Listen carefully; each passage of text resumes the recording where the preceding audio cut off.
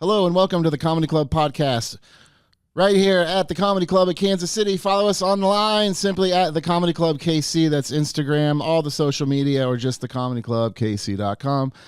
I'm Dustin Kaufman. Please subscribe. Just hit the subscribe, share, like with all your friends, all that good stuff. I am here today with the one and only Mr. Hannibal Buress. What's up, man? Hi, Hannibal. How's it going? Good. Yeah. It's really cool that you came up and sat down for a little bit. So For sure, man. I haven't done a after show recorded talk in a long time. Yeah. It's newer here, and it's just, it's shown to be pretty beneficial and just really cool as well. So I appreciate it. I love the reason that you're here to begin with, though. Right now, you're not like on tour or anything. You just got some dates. You're opening a new venue. Yeah, I'm just touring, doing gigs to pay contractors and various things and get the venue afloat. Yeah, it's really to that. How many dates did you put together? We did. I did the beginning of the year. I got some other ones. I got next weekend, San Jose. Rochester this upcoming weekend, San Jose to follow. I got a few weekends where I just want to, after we get it open, just to, make sure cash flow is right and everything, able to make payroll and all that. It's a huge thing to take on. Yeah. Is this your, have you had a part in any clubs or venues before this one, or is this your first, like? Not at this level. I sort of, me and my cousin have a little club in Mississippi, but that cost maybe $10,000 or something like that, and it wasn't really. No, it was not this. This is $10,000 is like half a contractor or a third. Not even. You know what I mean? So maybe like the aluminum framing. Yeah. So you're in Brooklyn. Yeah, in Brooklyn, Williamsburg. And what's the name of the venue? Isola. ISOLA. ISOLA. Yeah. Where did you come up with that? What is that? That's the name of my family's town on my mom's side, Isola, Mississippi. We actually had our cocktail name like a fruity punch cocktail after, like, it's always the same drink, but it's always like, hey, and we did the dope Isola Thank you, man. cocktail this weekend. Yeah.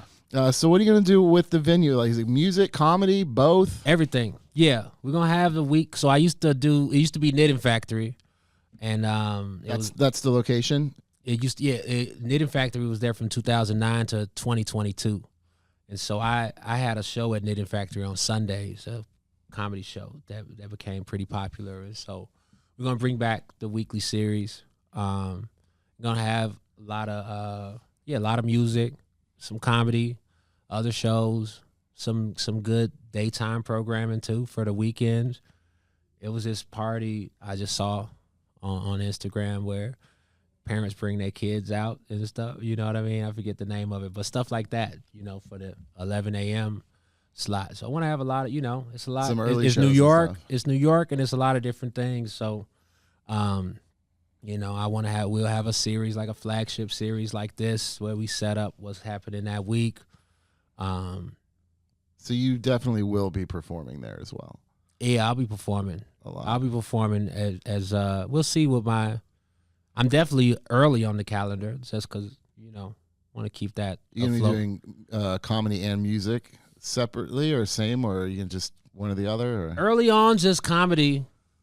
Early on comedy because we're still tweaking the sound system and getting other stuff right. So our first show is March 9th. So that'll be comedy with some special guests. But I'm going to have a weekly music night, this jam session, bringing in special guests. We have a full band and house band for that. So it's going to be everything, man. I want to, do a combo show, and it's going to be, that's what I'm hyped about. It's trying a lot of things, especially musically, because music is more expensive to tour. So if I have a bass and then we already got all the backline and everything there, then it's just really about hiring the musicians and then I can rehearse in the space too. So it becomes easier to work on things live musically if I'm just doing it there in New York and in the same spot, and we figure out the show with time and bring in different if we do set design and things like that, things that can just stay there because it's the the house spot, you know. So I'm excited to develop because I do well when, you know, I'm able to stay in one zone and iterate. You got into music professionally later in your career after years of comedy and acting. How much a part of your life was music growing up before you even got into comedy? I mean, it's I play saxophone and Okay. We're actually going to open a jazz club. Yeah.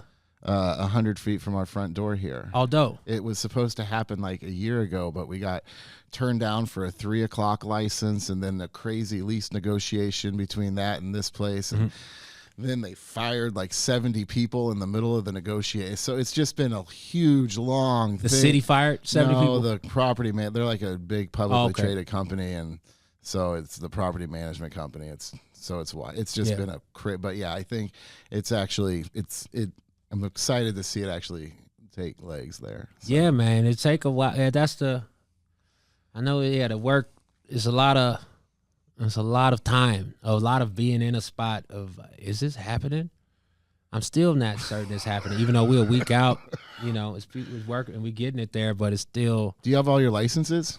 Yeah, we just have to send in our final ready to open pictures, but the liquor license we're approved for it, which is funny because I thought that we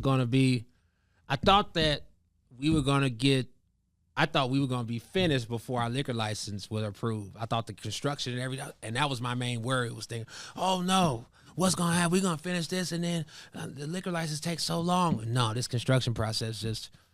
I fumbled it in a number of ways, and so. Dude, you don't know what you're getting into when you get in, especially your first time with huge projects.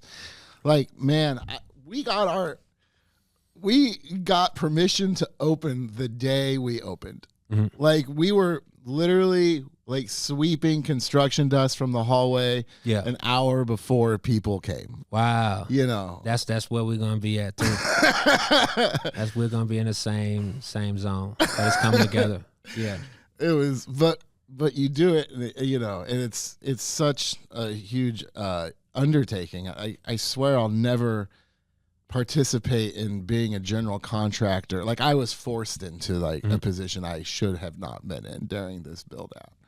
But I swear I will never like lift it's not, you know what I mean? Like, you did a bunch of the build, or you? I had to like, I helped with a lot, yes, and I kind of had to act as a general contractor.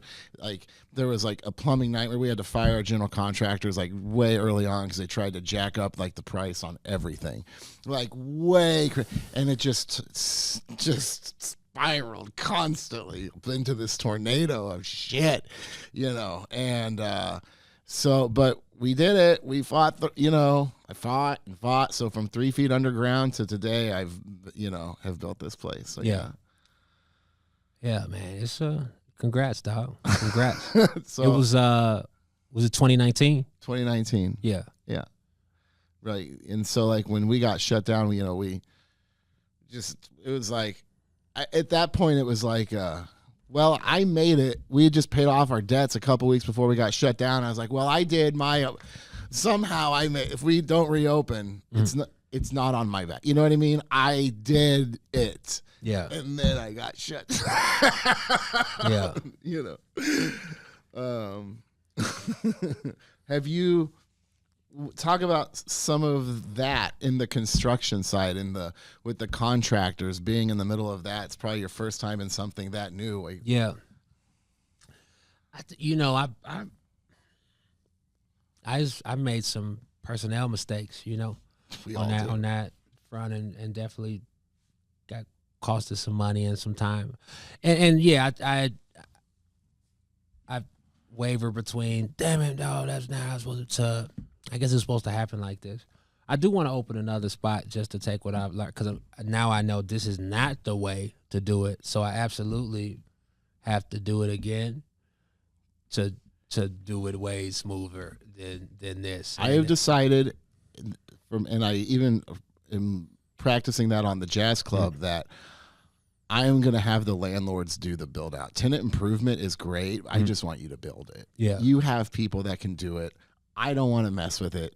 I'm going to run the comedy club I just need you to build the comedy club. And they will, for the most part. Landlords, they have to do it with that tenant improvement. You know, I mean, because What's that? What's a tenant improvement allowance? Yeah.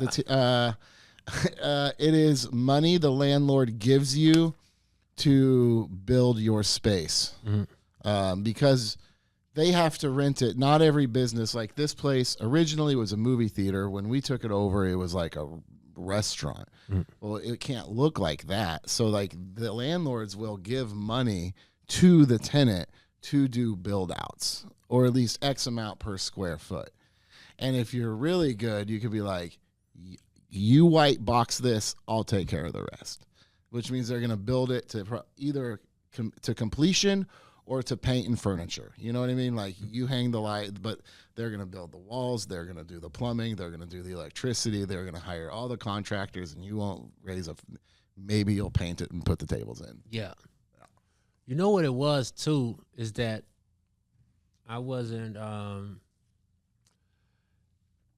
I was kind of making decisions as we went, and you're supposed to have all the decisions set I know. before. And so it was a lot of, on me. And it might not even be as much contractors. The city wants to see the blueprint, and why doesn't it look like the blueprint? Yeah. Well, not even this, but it's just, so I would, have costs, and then I would go on the road and then come back and then pay an invoice. Or I would.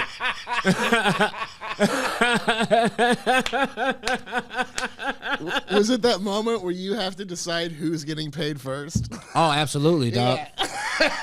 Yeah, it was some times where, some folks got paid late, and it was just, where you decide on, you have to make some tough decisions where it's like, I got it, but where's the best spot for this to go?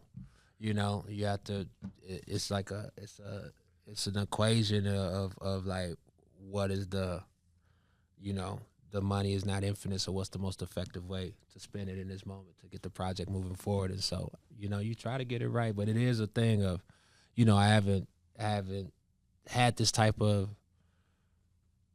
thing that I've been working on for a long time, and just thinking about it all the time, where it's been since I got the lease in November of 23, and didn't like get right to it. You know what I mean? Right around then, I probably should have fundraised or like really got into it, and then I started getting into it maybe, spring, and then things got slowed up a little bit in June with some folks, and it's just been. But we almost there, man. And so how long is this project? But how long have you been working on this? Working on the construction, yeah, almost about a year, a little over a year or so. Beginning of last year. So, it's exciting to get there, man. Especially because, it used to be, it was a space. You know what I mean? So I performed in the space. So that's what makes it weirder. It's not a fresh vision. It's a fresh vision, but I'm in there thinking, I've performed here, but now I can't. I've done lots of shows here, but right now it's super dusty and terrible in here. When will this end? And so now it's starting to move. It was legitimately almost there. The work and just got the floors, so the floors are looking good and got sanded, and so that's a great visual, because up until a couple days ago the floors looked terrible. So it just makes it seem like it's further away than it is. But it's a lot of excitement around it, man. First show is sold out, and starting to get some good bookings on the calendar. And how many people are you gonna hold? 325 standing, and then about 200 combo seated standing in the main room, and then front bar about 75-ish or so. Okay. Yeah. So like front bar, actual showroom, performance space. Front bar can be performance space also, like small stage. Yeah.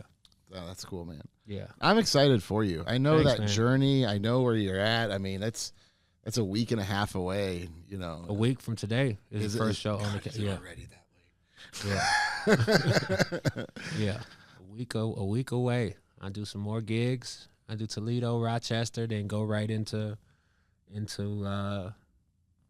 Brooklyn Sunday morning and do the show. So when you turned to music a little more in your career, did you step away from comedy for a minute? A little bit, yeah. Yeah, when I fully started doing it, was after pandemic or during pandemic, because it was just fun to be in the studio. So I didn't feel that same urge to go do stand up. Once it stopped, I was cool with it, but I didn't have the same necessity to do it that I used to have when I was in my 20s or earlier 30s. I used to have, I gotta go do it. I'll do it for. It's almost like validation. If you're not, or it's like even if you're not on stage after like a couple, you're like, I feel like a piece. Why do I feel like a piece of shit? It was, I think it was that, and just I got things done that way, man. From just being active and moving around at that. But then, in 2020, things slowed down. I wasn't feeling it as much. Do you think it had to do with COVID just kind of forcing you to take a break? Or? Yeah, but then when things were back, I didn't feel the same urge to, because I just had fun working in a studio. So the idea of like going into doing stand up at that point was not, I didn't have a real motivation. And now it's a financial motivation, which is a good driver too, because that was what was the driver on the other side of it when I was younger too. Right. Was to not be broke and shit. Now it is towards building something. So I think I need to it was a point, that middle part where it's good on paper and, doing a lot of stuff, but it was no edge, like really pushing it for that. Like, oh, I'm sitting in the house. I like making songs. I'm having fun. And then touring, and then I was touring the music a little bit, but that's expensive to do with that. And then, I was doing combo music shows and comedy shows. It was fun though. I'm really glad I took that time to work on the music. Were you talking last night? You actually would try to do some stand up at the beginning of your music shows?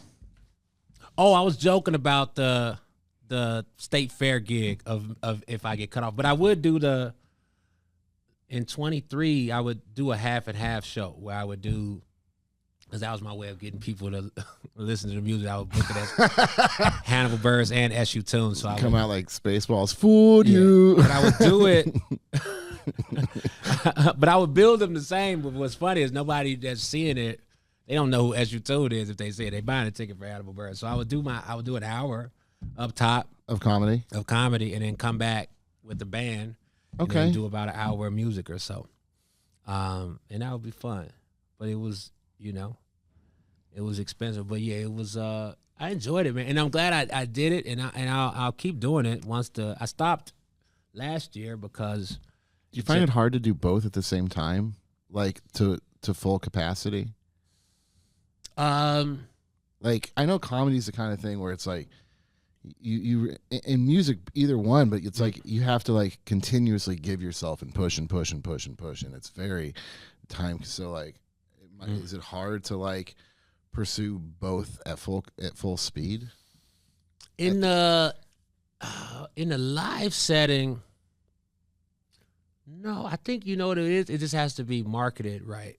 You know what I mean? And that show wasn't marketed as this is what it is. It was just, it didn't have the visual of this is gonna be music, like a video showing exactly what it would be. So I think part of it, those shows were some of my favorite shows because I was doing about 2 hours or so on stage, and so I would feel I would actually feel like I left everything out there. But stand up, I feel like I put on a good show with stand up, but then afterwards, but then after those shows, I would feel like, okay, I'm tired. I did it. I just did, hour stand up, hour with the band with real energy. So those would be the shows where it just felt it was different for me. So, and now being able to take that experience into running my own venue with it's going to have music and comedy. So I have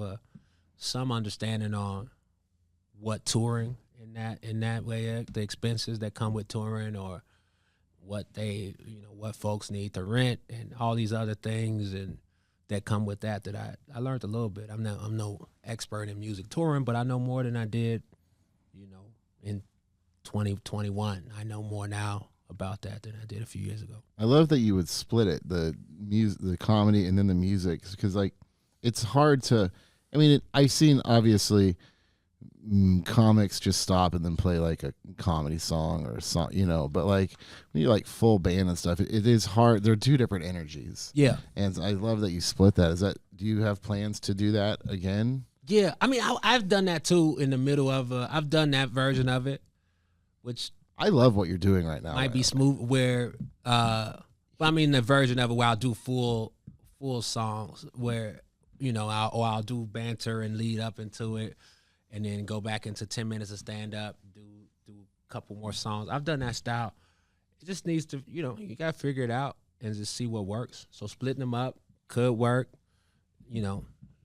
planning it out. But that's once I'm settled in my venue, then I can workshop that at a really chill cost. You know what I mean? Without worrying about traveling. You and have a everything. video screen there? Yeah, we're gonna have a video screen. Yeah. Man, so I really, really enjoy the show that you're doing here.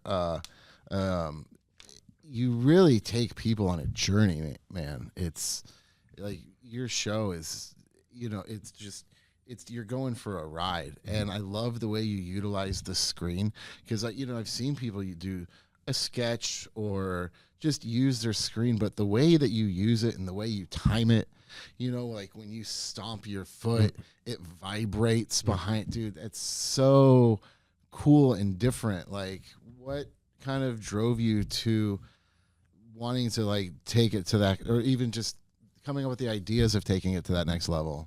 I think early on, especially there's a few influences of it. Early on in Def Jam and Comic View, a lot of times people use music to really amplify, especially on the intro. They'll reference the song DJ dropped the song, drop it again. And, even Bernie Mac, I ain't scared of you motherfuckers. Like those ways to kind of amplify with music. So that's part of it. And then I like that Demetri Martin brought extra stuff on stage. He would do things. And again, going to Edinburgh years back, Edinburgh Fringe Festival, I think I first went in 2011, I believe. And so you get to see a lot of a lot of high concept shows there where they really use multimedia or sound and light and visuals or in a bunch of different ways. In comedy, yeah. And so I think just having those experiences and seeing music shows where things are elevated and television, it just comes from wanting to be understood too with certain things, because I would early on always mention certain lyrics from songs, right? And so I could say this lyric, he said this, and this is this, and then the joke can work. It can work, but then if I have it queued up and say they said this, and then you hear exactly what they said, then it allows somebody that might not have known the reference. They can be in on it because they're hearing exactly what you're talking about.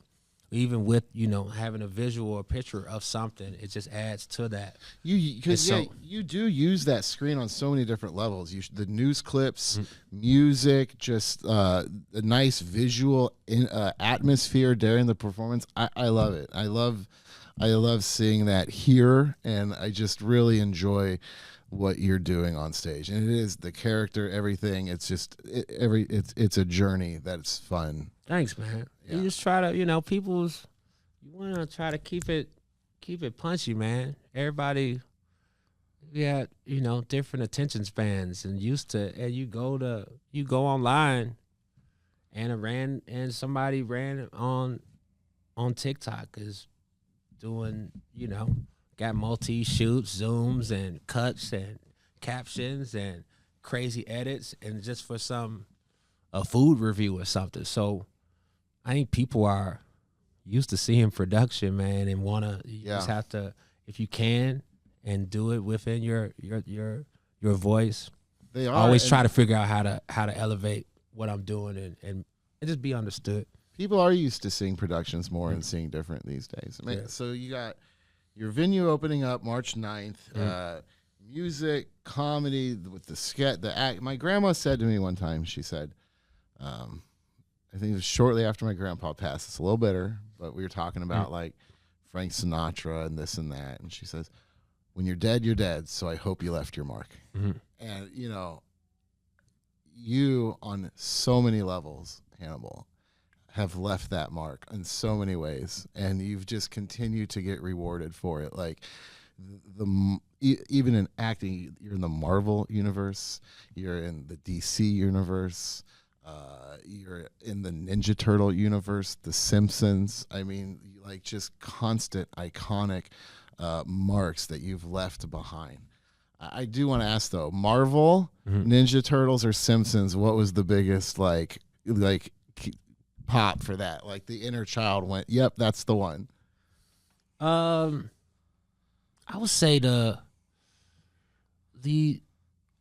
Marvel, the Spider-Man one, because those are crazy movies, man, and just big movies, and get seen by a lot of folks. I think those had the wildest footprint. All of them are cool, but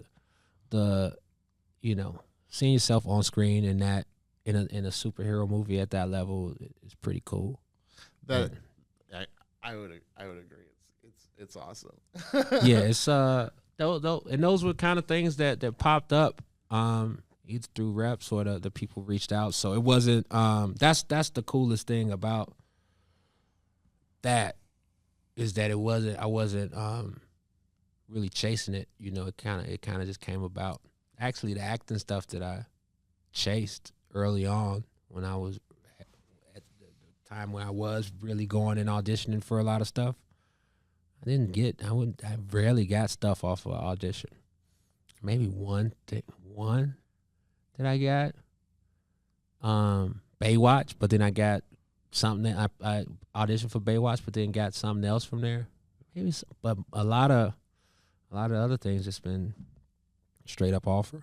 I'm a huge Ninja Turtle fan too, though. So like, me too, man. We used to play the video game at Pizza Hut on North Avenue back in the day. The 4-player arcade. Yeah, 4-player arcade. Yeah, absolutely, man. I saw the Mutant Mayhem. I actually saw with my kids at the theater. How old are your kids? They're 9 and 10. Mm-hmm. I saw in the theater in Detroit when we went to go see SummerSlam. In 2023, we went there Friday night and then to see the movie, and then SummerSlam was Saturday. That's a good weekend with the kids. It was a nice. That was our summer trip. So huge Ninja Turtle fan. I have so many collectible stuff like that. That the Batman might be my biggest. But man, I want to thank you for coming on here. You've had a long weekend. You probably leave early tomorrow. Where should people find you, and where can they read more about your new venue? They can find me online, Hannibal Buress, or go to isolabrooklyn.com,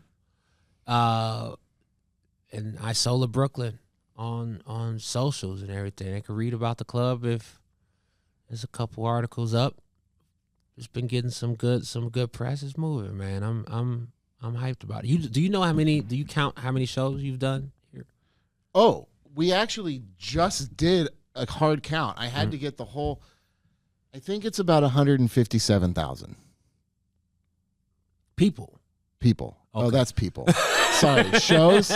We've had about 100. We've sold about 157,000 tickets. How many shows?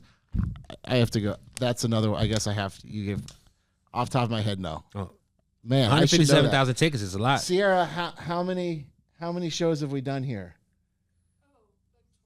20? About 20?